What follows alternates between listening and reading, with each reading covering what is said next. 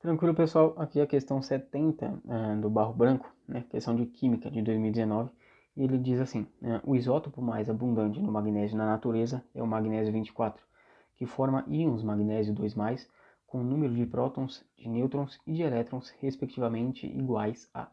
Ora, aqui é uma questão de atomística, né? E você não importa muito esse conceito de isótopo, né? Apesar de que eu vou explicar rapidamente aqui, ele não é muito importante.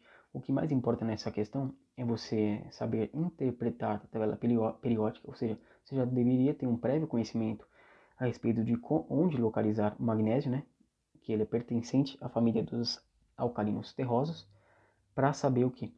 A massa e o número de prótons dele, né? E você deveria também saber a respeito da estrutura de um átomo, né? Como que ele perde e ganha elétrons, e também a representação dele por meio de um símbolo, né?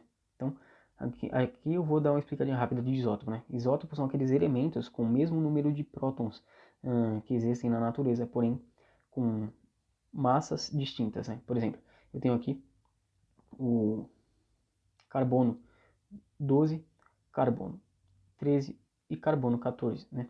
Lembrando que como ele tem os mesmos, como esses elementos têm o mesmo número de prótons, eu vou representar os prótons aqui embaixo, certo?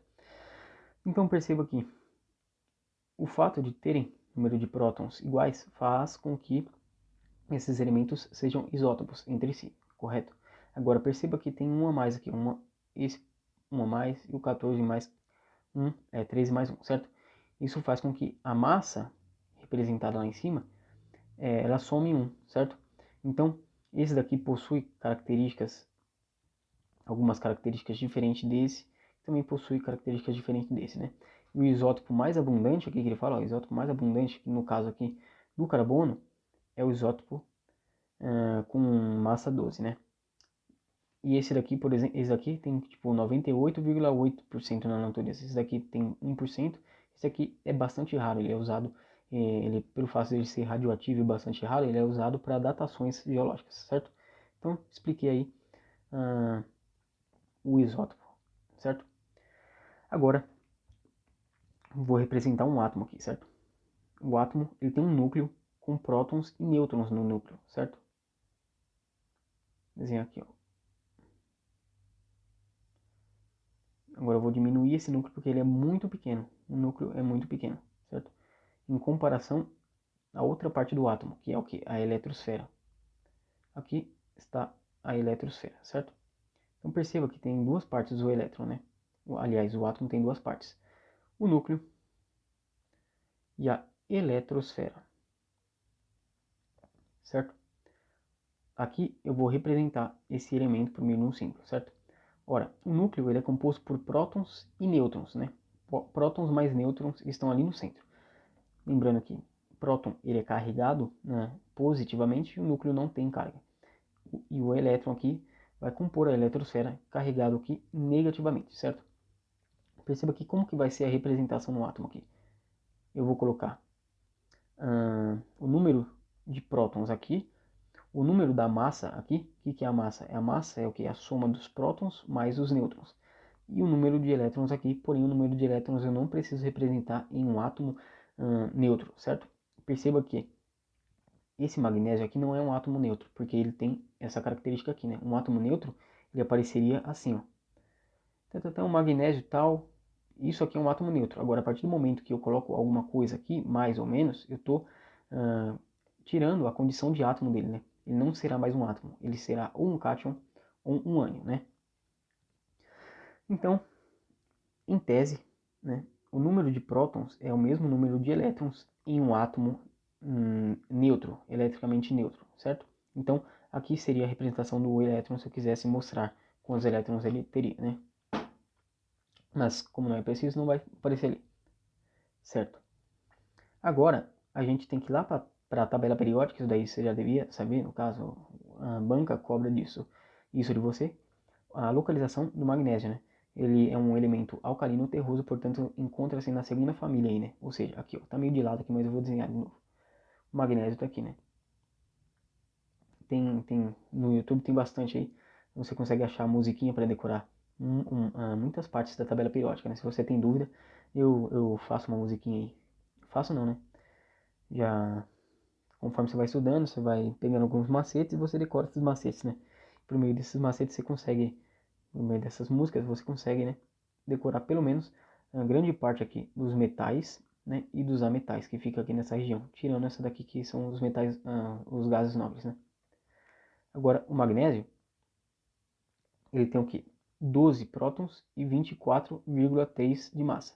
Mais o isótopo mais abundante tem 24 de massa. Então vamos considerar o magnésio como sendo isso aqui, certo?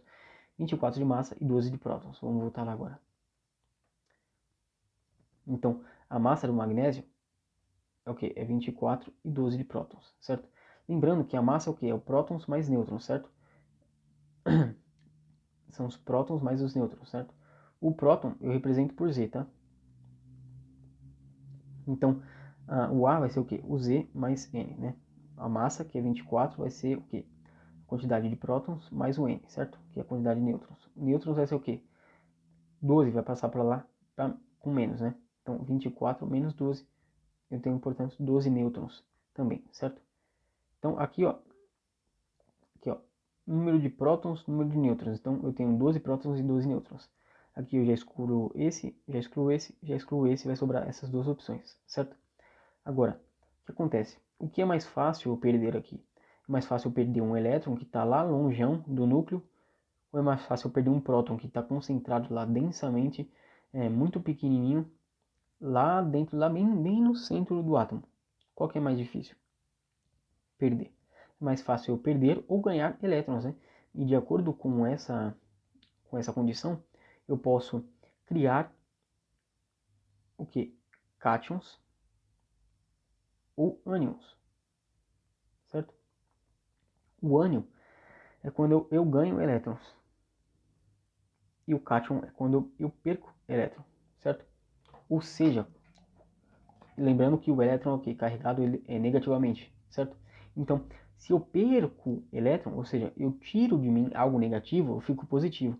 Então, o X ele vai ser representado por isso aqui, o elemento, né? Ele fica positivo. Agora, se eu ganho elétron, ou seja, eu ganho coisa negativa, imagine que você está lá de boa na festa, aí de repente começa a encostar um monte de gente negativo, puta, você fica para baixo, né, ou não?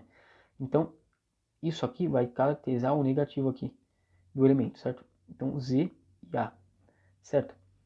Perceba que só nessa ocasião eu vou representar a quantidade de elétrons ali em cima.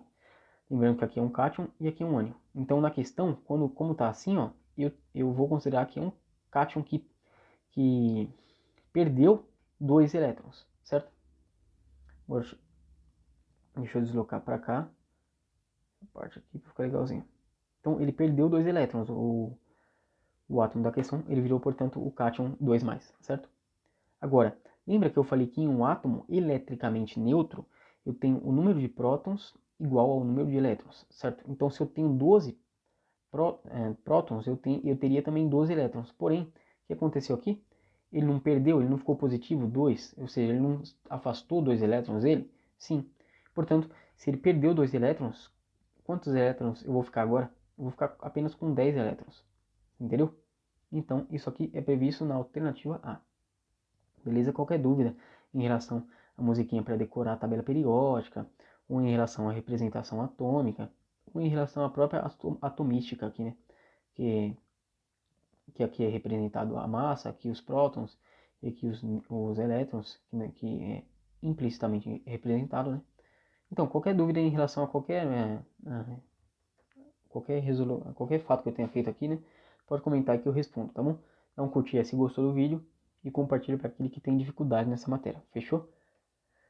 E dá um feedback aí também se tá bom a resolução desse jeito, ou se tá muito prolixo, enfim. Porque o meu objetivo aqui é explicar alguns termos, né? Mas se vocês quiserem que eu vá diretamente para a resolução, sem essa espécie de enrolação, só dá um toque aí também. Falou? Um abraço então.